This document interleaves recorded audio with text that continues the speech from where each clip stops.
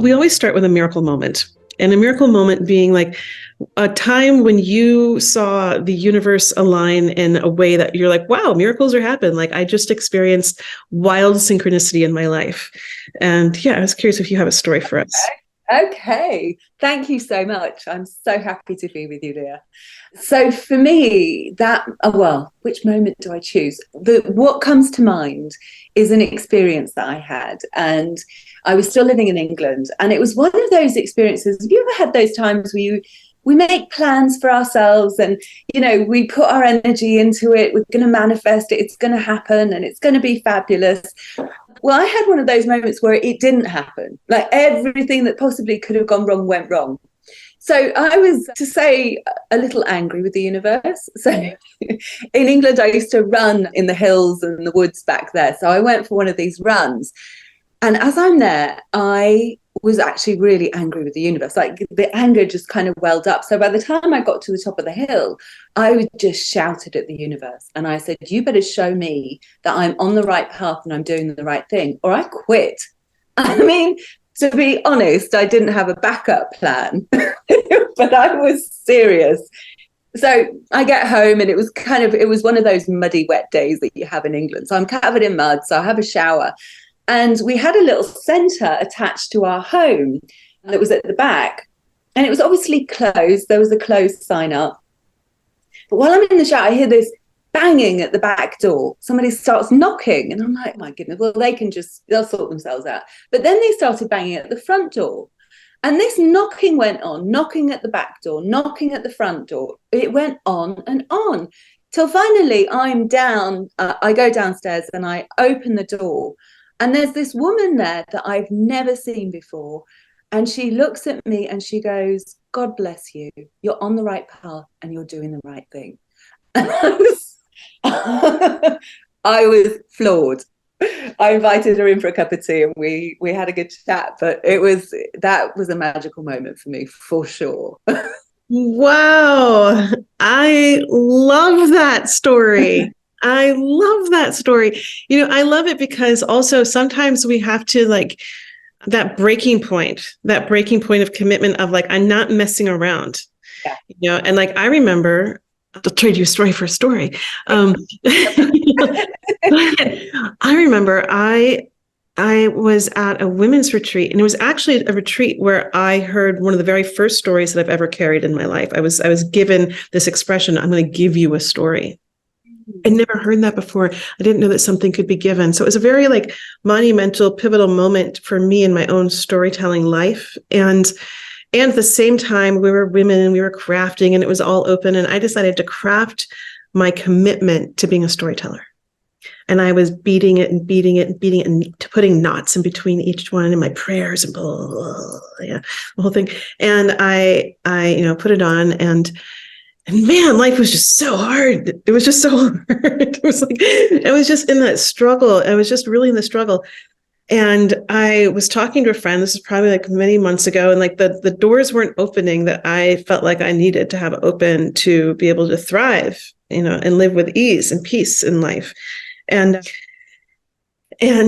I looked at her and was like, I can't stand this anymore. And my necklace burst off. And my friend was like, I saw that. Amazing. And maybe a week later, I got the job offer from Current TV. and it was it's my prayer was almost too small. It was too tight. How interesting. I couldn't actually get to what I needed to with something that had been bound that tight, and it needed to. I mean, it's fascinating, isn't it? Yeah. Because I think sometimes as spiritual beings, we think we're not allowed to show emotions like anger, frustration, and yet they come up. So I love that the universe showed you, hey, look, you're not dreaming big enough. Yeah. Yeah. It's I've definitely learned along the way that it's rage when properly channeled, it's a really powerful energy. And we know so many people have gotten sick from stifling that energy, which brings us so perfectly into the topic that we way to pave the road for such a great conversation, which is that, we've been talking about this idea of the energetics that are happening in storytelling. the easiest way that I can begin to enter the conversation is that this body is a vehicle for soul. And I think there's a lot of common agreement, a lot of different religious agreements. And what I've come to understand or see or imagine or believe is that story is an energy body, like story is the vehicle for spirit. And so for us to tell a story, it has to be inside of us, right? So that means that's like we have to, like when you're acting, when you're performing, the directors will always say you have to know the story inside out. Well, it's not. It's like the language always reveals everything, so that energy of that story has to be in you. I've even thought often about some of our best actors and how they've gone a little mad after playing very mad roles. And if they don't understand, like if there's not a clearing process for the roles that they play, and so we bring these energies in and we bring those energies back out into the world in the form of story. And I was curious if you could talk a little bit about how, like, different energies can get stuck in different parts of our bodies. I think sometimes stories can get stuck in different parts of our bodies, especially if we have sexual trauma, then what happens there? Yeah. I mean, I tend to look at things on every level. So energetically, mentally, and emotionally, and look at how those energies and experiences impact us, not only energetically, but mentally, which of course is an energy within itself. So often, for me anyway, not so much anymore because I have much stronger sense, but I used to actually see those energies as like dark clouds held within the auric field. And interestingly enough, so I think we build these up. I think we have these experiences. Energetically, they get lodged in our physical bodies, right? So we have an energetic component to it. And of course, our emotions are energy in motion. So energetically, where you're feeling the emotion in your body is significant enough to be able to, when you can really focus on that and you hold yourself in that space and work with the emotions of it, you're also working with the energetics of it. And because emotions are energy and motion, they will rise up. In fact, what I see more and more now is as we focus and listen to what those parts of us need within our energy bodies, within our energy systems, within our physical body, then, as we listen to that message, the energy, you can actually feel it or see it start to just dissipate. So as we clear the trauma of the experience, right, energetically, mentally, emotionally, those clear within somebody and clear within the field. Now, I think it's really important that we have a more positive story or a different story, that we change the narrative. Because when we do that, we also change the neural network in the brain, right? So we actually have a different story, a different experience, and our body and energy system begins to match that frequency. It transforms trauma, pain, hurt, those kind of experiences that I see on a soul level, as soul lessons, if you like, that those begin to transform into an energy that becomes part of our purpose or part of our service to humanity. I just so appreciate the journey that you're talking about and how I love emotion. Emotion is energy in motion. I've never heard that before. I love that. And also that, like, when we're doing this work for ourselves, and when we come to the table and we say, hey, I'm living my life for me and for the pure pleasure of being here, but also in service to life continuing. Yes. That, like, as I clear, as I clean up, as I get to be the best expression of how I can be in this lifetime, it's part of something bigger. It's part of a bigger story that we're all in together. It's like I'm remembering, it's like when we work with story, and in terms of working with a story as a tool for healing, a lot of times we'll involve the elements, of earth, fire, water, and air, and like bring it into ritual, and I'm thinking about a time when I was carrying the story of betrayal, and it was, really attached to this abandonment, and like I couldn't get out of the loop. I was like, I couldn't figure my way out. No therapist was giving me a tool to get out of it. It was just like, it was driving me nuts. And I remember as a last resort, I was in Kauai, I was in a sweat. So I'm praying, right? So I'm already engaged in prayer. I'm already in a prayerful way. And I laid down on the earth And I put my heart and my belly on the earth, and I like laid spread eagle. And I remember praying to earth, and I was like, please take what I don't know how to give up. And like something happened. like, like I went from like being that crazy person that couldn't stop thinking about this thing to somehow like being in some aspect of released, like it released. I was able to move into the state of forgiveness. I was able to be free of the mess. I'm wondering, can you tell us a story? Like, I understand conceptually what you're doing. Can you tell us a story about someone going through this practice with you and how you've witnessed these energetic shifts? Sure, I've got a few. So one lady I worked with had a very abusive father, physically abusive, but also verbally very abusive. And when I started working with her, she was also deaf in one ear. And so we started to work on, healing the trauma, first of all, because that energy is such a dense energy that we need to break that up in order, to start the healing process. So we work through the trauma using different tools that I use, from NLP and hypnosis and those kind of things. So really working on the mental, emotional aspects as well. I mean, energetic always, but when you work on those, you also work on the energy system. And so we did a lot of healing of those traumas.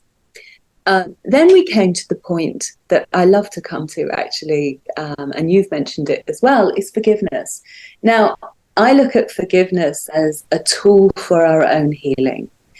And the process that I love is a process that Tim Holbaum, who's an NLP practitioner, modeled some shamans and came up with this process. So it's one that really honors your experience, but also honors the other person's. And so I'm taking her through this process, and part of the process is unhooking the energetic attachments that we have. Like when we think about something where we're stuck, we actually have an energetic connection, like a thread or an umbilical cord that attaches with the other person, right? So we want to unhook that energy from ourselves, because there's no way we can be in our own vibrational frequency, that kind of high resonance, if we're dragging around these lower frequency attachments or connections with others. And so she was unhooking this energy, and it came to unhook in her ear, of course, from her father, who'd yelled at her mostly on one side.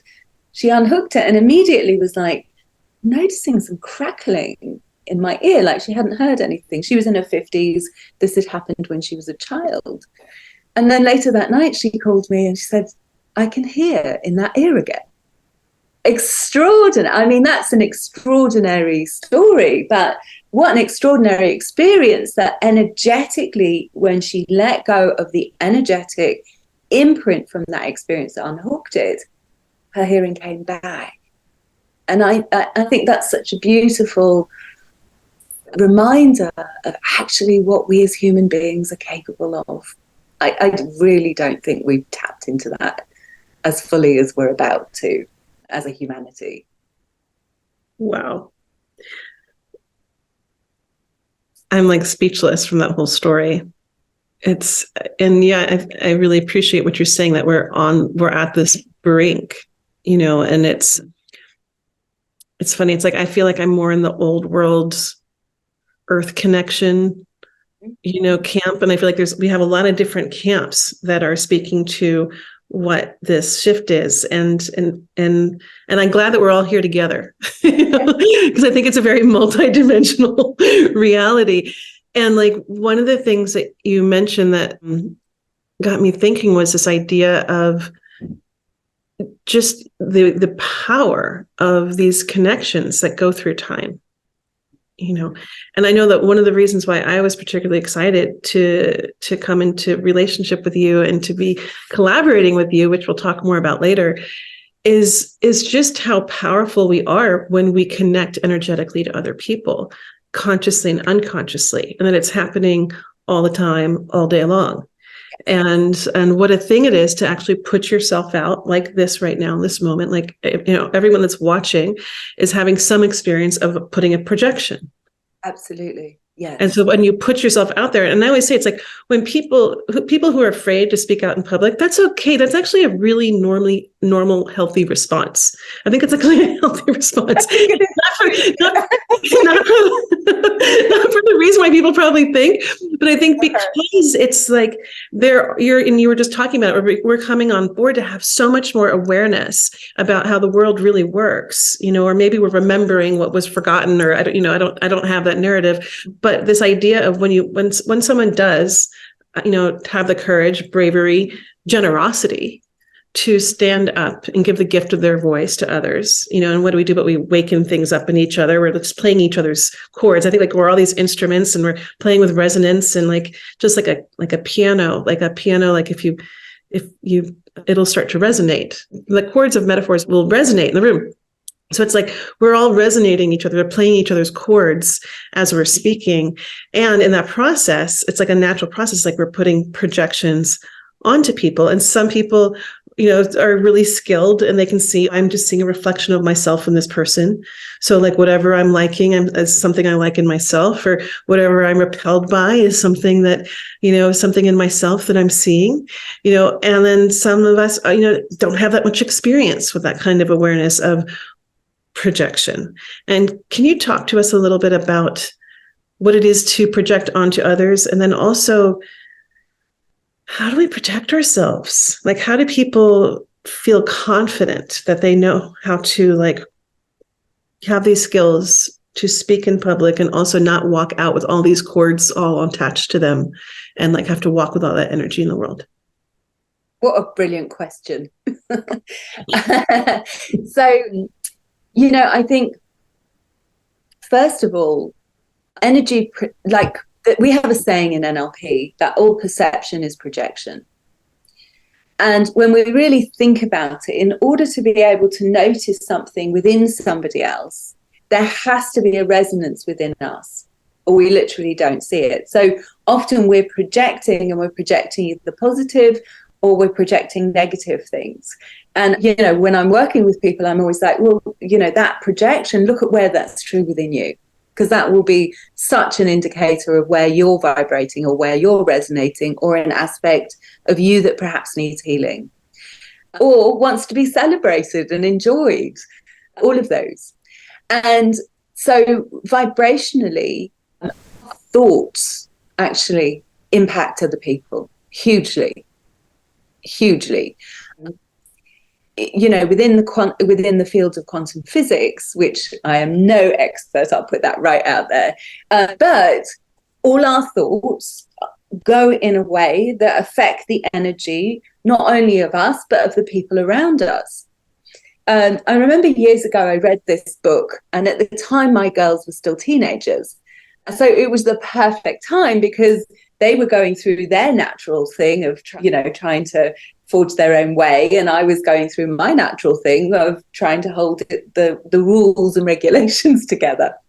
And we came across difficulties in behavior. And I was reading this book called Mindful Loving, written by this I think he's a psychiatrist maybe. But anyway, he was amazing, because what he was saying is he'd been doing this experiment with his wife. He heard about quantum physics. He was doing this experiment with his wife. And so he was thinking positive thoughts about her and then negative thoughts, and finding that when it were the positive ones, they'd connect in ways they hadn't done for years. When it was the negative ones, she would find a reason to pick a fight with him without him saying anything. So I read that and I thought, that's so fascinating. So I started experimenting with my own kids and had astounding results. Like, they couldn't hold bad moods for as long as they could anymore. It'd be like a flash of 5 minutes. And then I started to get my clients involved and was like, okay, let's try this out. Does this actually work? Where you focus on the things you love about somebody or the positive attributes they have. And I call that holding space. So when we're focusing on those positive attributes and we're holding space for people in the highest, they show up like that. And what's incredible is that even people that were quite aggressive would be calm and happy. They wouldn't be able to produce that kind of behavior. And in fact, I think the most incredible experience I had with holding space was working with a woman whose son was an addict. And he'd been alcoholic and on drugs since the age of, I think, about 14, and he was in his 30s. And she came in and she was upset about it. And I started to realize, like, as she was talking, that this guy, all of the energy going towards him was negative, was in association with him being a problem. And like, all of his friends were addicts. Society held him as an addict. He'd been in jail several times. You know, you look at this, and the family and friends and just everybody holding this space of addiction and difficulty for him. And he would naturally act that out. So I said to her, well, how would he be if he was clean and sober? And now it took a while to work on that image, but once she got it fixed, I was like, hold on to that. Let's hold on to that. And let's just, every time you think about him, I want you to think about him in that way. And I was also holding energy and sending light. And what was remarkable was that he had never admitted in his life that he had an issue. Within 10 days of us doing this, he had booked himself into rehab. Like, we could say that's a coincidence, but I think very much the energy that we hold for people in those projections makes a difference in how they show up. And a piece of that is the energy we hold for ourselves also makes a difference in how we show up. Right? So the question that you asked, I want to answer it in several different ways. So that's about holding energy and how our thoughts, of course, affect us. And then we've also got the collective consciousness, right, which is the energy that's built up in the areas that we're in. So you've experienced going to different places and having access to different thought frequencies or different awarenesses in your thinking. And that has to do with the collective consciousness. Now, if we go above the collective consciousness, then we're in touch with those higher aspects, those higher dimensions of the divine, however we perceive that and however we personally connect with that. So when we attune to those higher frequencies, we go higher level than the collective consciousness. So we bring that divine energy down and through us.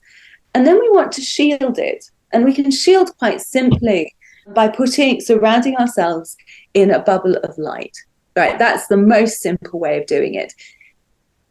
I like to use, so in my meditations, in some of the things I've been reading, that diamond, that iridescent white light, you know, like diamonds reflecting, that light is one of the highest frequencies. So when you're surrounding yourself in that light, you want to imagine that vibrational frequency around you. Now, if you're going to be going into really dark or difficult spaces, I might sometimes put up a mirror or ask that the energy be transmuted that isn't in alignment with the higher frequencies that I wish to hold and, you know, what to hold. That works really, really well. Another piece that I add to it is I ask my guides and angels to protect me. And I also ask that they work with the guides and angels of everybody that I'm seeing, or if I'm speaking, that they're connected on those higher levels, so that the inspiration that flows through me from source is connecting with people at that higher dimensional level, so that they're actually able to hear what they need to hear in that way. So it's this massive collaboration. You know, it's interesting because absolutely. This what you're speaking to is actually there's in the storytelling world, I have what's called the storyteller's prayer, which is, may all the words that need to be heard be spoken. And that's for the listener, you know, that like whatever is alive in your beingness, whatever you're ready to hear and see and face, you know, like may the words come through to speak to that, and all the words that need to be spoken be heard. And that is for the unseen world, for the muse, that life force of inspiration.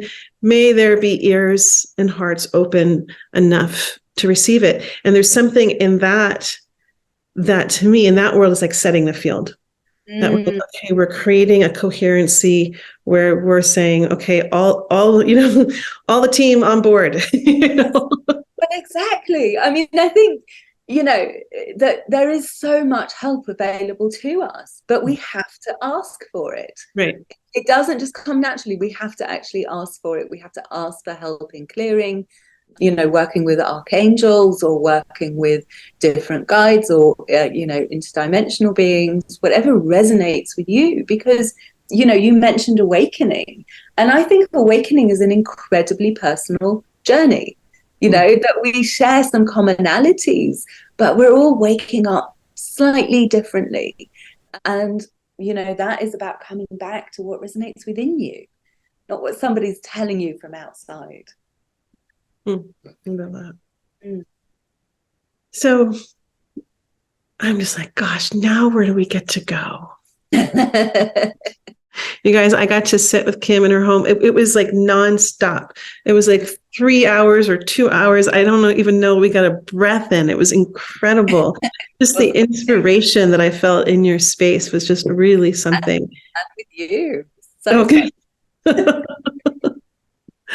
So I think, one of the things, that's coming to mind as you're saying that also is that, as we step in more and more, this idea of how to do so with a fine balance of humbleness and ego, and that, like, when we're talking about this kind of alliance, for me, it's like the reason why I love storytelling in so many ways is that in so many parts of my life, running a storytelling school or running course, blah, blah, blah, producing TV, blah, blah, it's like I have to be in charge, and Leah Lamb, has to make structure and order and teams and meetings and set up on time and blah, blah, blah. And for me, when I get to talk story or when I'm working one-on-one with someone, it's almost like because of this alliance that you're talking about, because of this deep connection, it's like almost like my ego gets the day off, because really what my bigger job is not to judge, not to think what's right or wrong,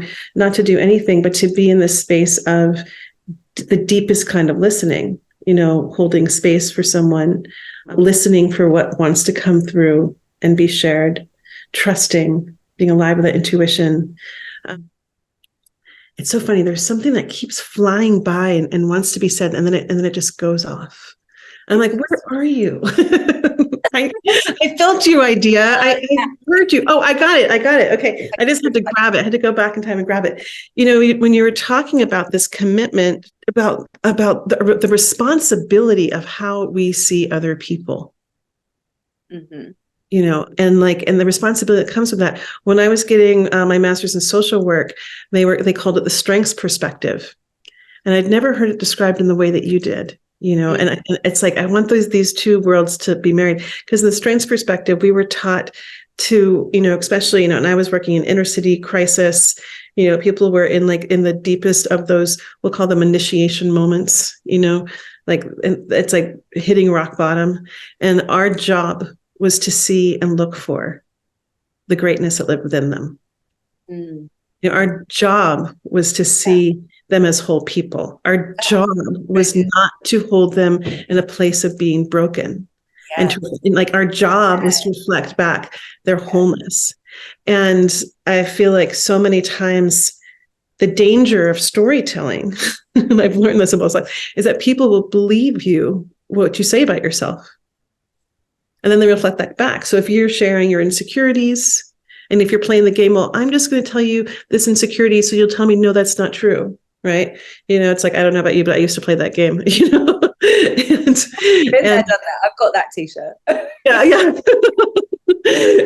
and I learned that, oh wait, people are believing me. They're believing me, like, I'm not being serious about this. I just wanted to, and it's like, oh, but now they see me as that. Oh wait, like, what I say is really powerful, and depending on where people are and their commitment to be in that, and I've really wondered, like, the likes of, most recently, we're looking at Sinead O'Connor, but what about Marilyn Monroe or, Trump? Holy cow, the amount of projections of both kinds coming at him, Biden, and it's like the capacity to be able to handle and live through those kinds of energetic fields. Mhm. Wow. It's extraordinary, isn't it? I mean, it's so much. And, how can you separate the energy coming to it and the energy somebody will respond within themselves with? I love what you say about looking, that you were taught to see the strength in people, because I think that's the most important thing. Like, whenever I'm working with someone, it's seeing that light. Like, who is this soul that's in front of me? Who is this person? What is their divine purpose? Or how can I see their divinity and not their brokenness? And I think the other thing you said is so fascinating. You're right, other people listen to our stories. But here's the thing, you also listen to every single thing you say and everything you think. So we're in this space of constantly programming ourselves, right? So we think as we become more conscious, we become more aware of those energetic waves, if you like, that are sent to us. And, if you're in that space of protection and aligned with that highest, then, in my opinion, those energies and influences, while you may experience them, it's like a drop of that energy so that you have the understanding. I always think, well, if somebody's sending negative energy, maybe I need to send them a bit of healing. Because there's obviously something within them that's causing that, right? That's very generous of you. Well, it depends how bad it is. I'm not always generous. Sometimes it takes me a while to get generous.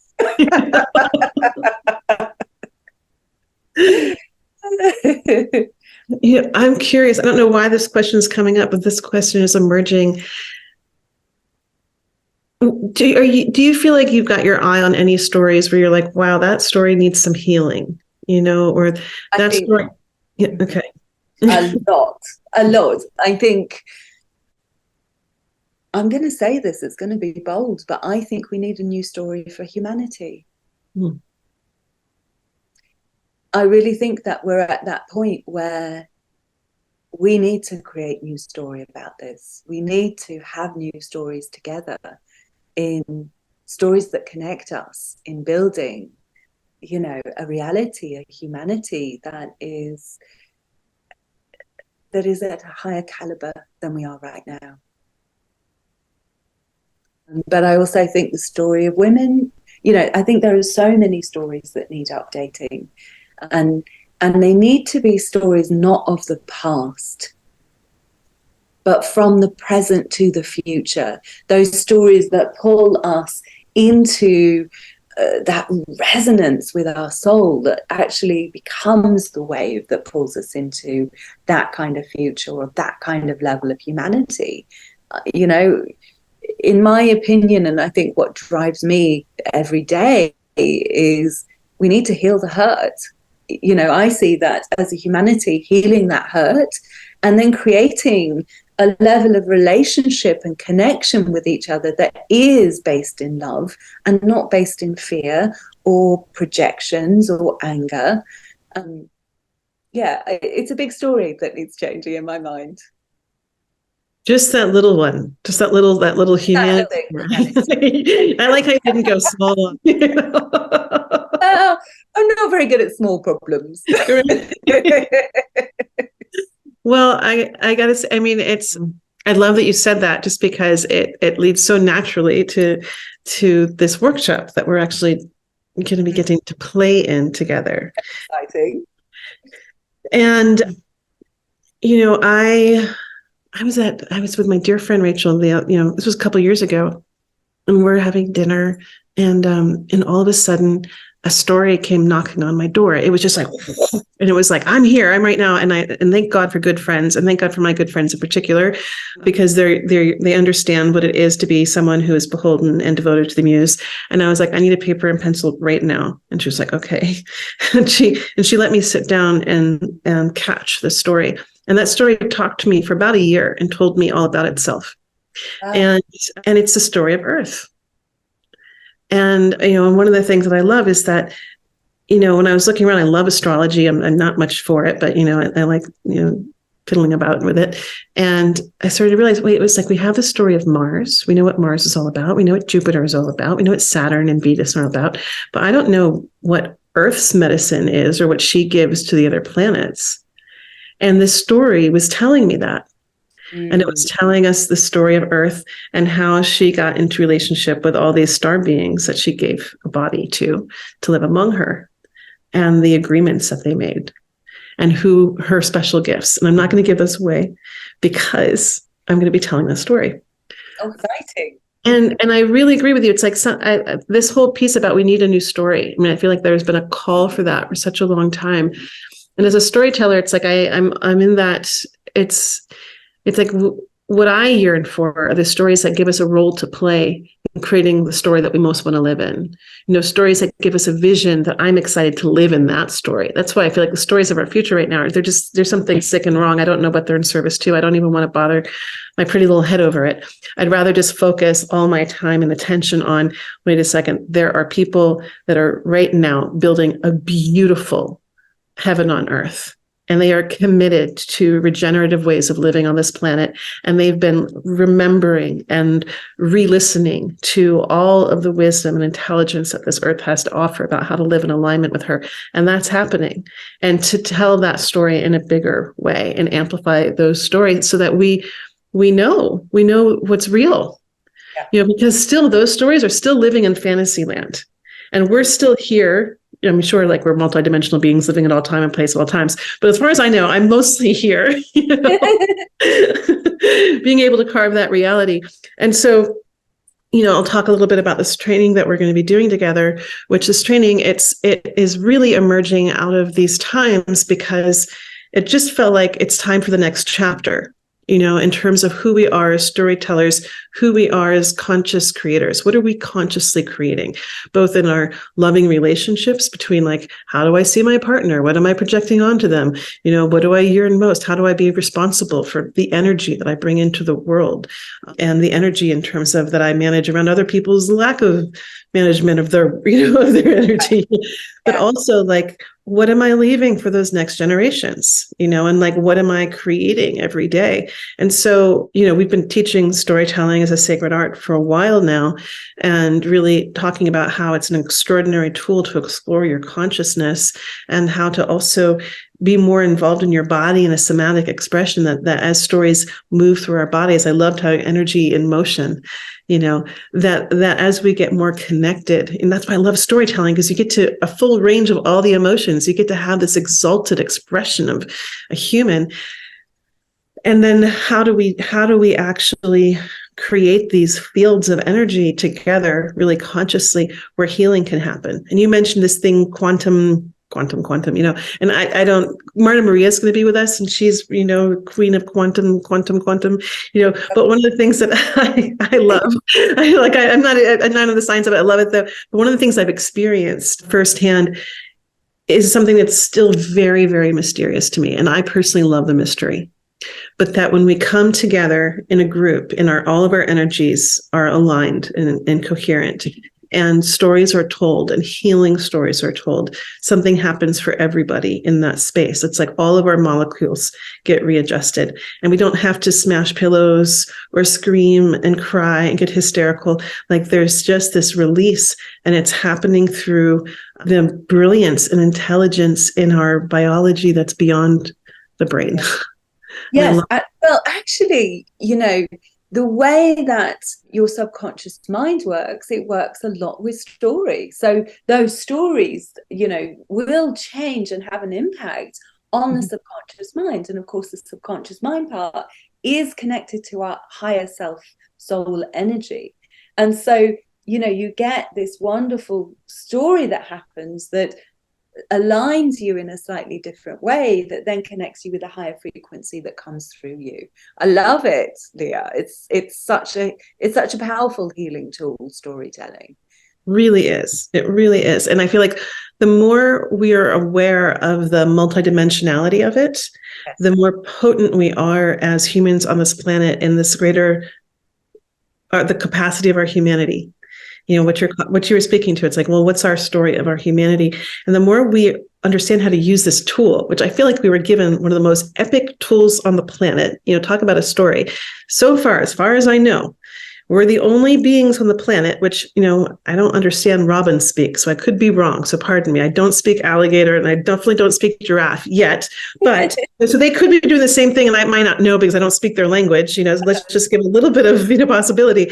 As far as I know, that humans are the only ones who can speak matter into changing form. Meaning that I can imagine, the first person that imagined the first helicopter.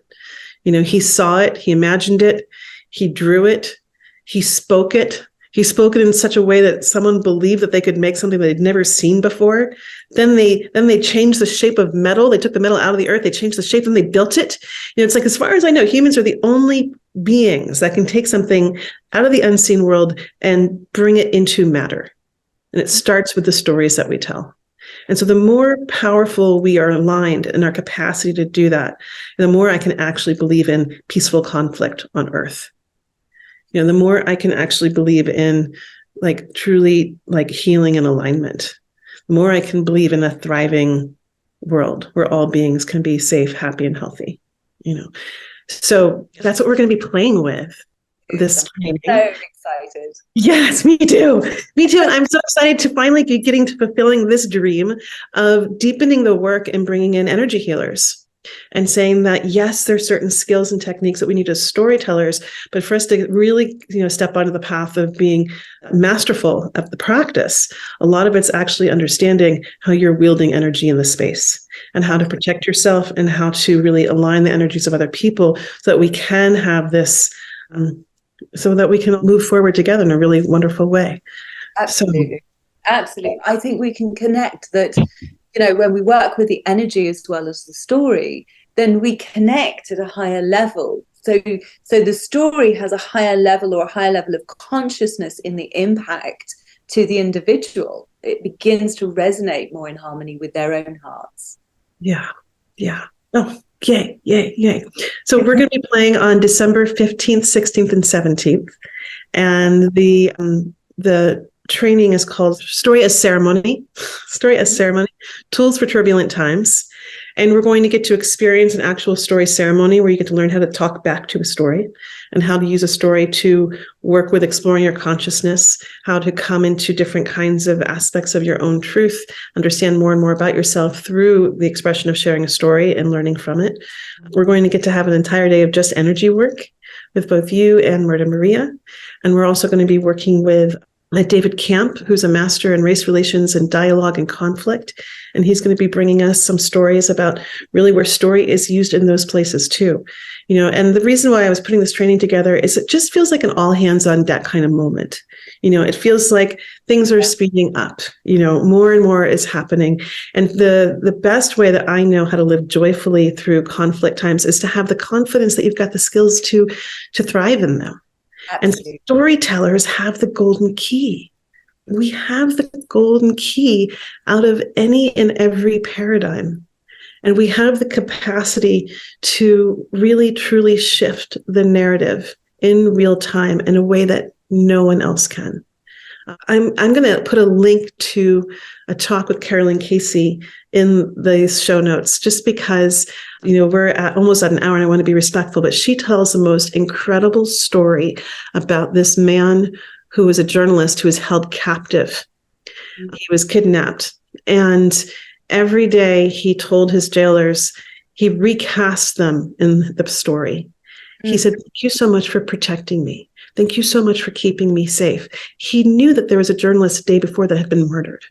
Okay, he has this knowledge that the likelihood of him staying alive is like zip. But he continuously told this man, he recast the story, told him what role he could play, and the man played it, and they released him. Oh my goodness, I love those kind of stories. Right? It's an incredible story. So, and Carolyn Casey is a master also with language and words. So it'll be fun for anyone and everyone to get to follow this talk with that one. So we'll do that. So I'm so excited to play with you. And anything else? Would you tell us how people can work with you and align with you also? Do you work one-on-one with people? Do you work with groups? We'll have a chance to be with you on December 16th, but what are other ways that you play with people? So yeah, I play with people one-on-one, and I'm moving more towards training. So teaching people how to have the tools for navigation through these times that we need, saying it simply. And that will be a variety of different tools. I also have a mailing list, so if anybody wants to get on that, that will let you know. I send out little snippets of little tricks and tools and tips, as well as you find out what I'm up to or workshops you can join me for. But yes, and also my meditations are on Spotify, so if anybody wants to have a listen. Great.